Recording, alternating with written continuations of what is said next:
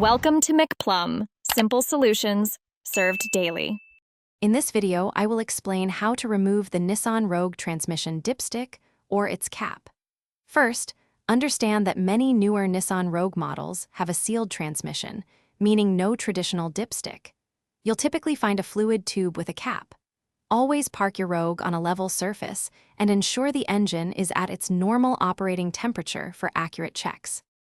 Now, let's find that fluid tube. It's generally located in the engine bay, often on the passenger side. Look for a tube with a distinctive black or yellow cap. This cap isn't just to pull off. It's usually secured by a small metal tab or a plastic locking clip. You'll need a small flathead screwdriver or a pick tool to release it.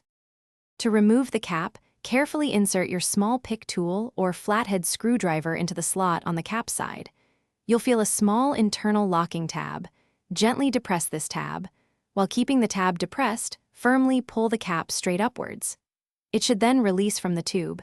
Be careful not to force it or damage the plastic. Once the cap is off, if your model has a dipstick, wipe it clean, reinsert it fully, and then check the fluid level.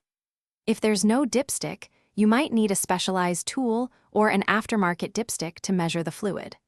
Always refer to your Nissan Rogue's owner's manual for the most accurate and model-specific instructions on checking and maintaining your transmission fluid. Thanks for watching. Stay juicy and subscribe.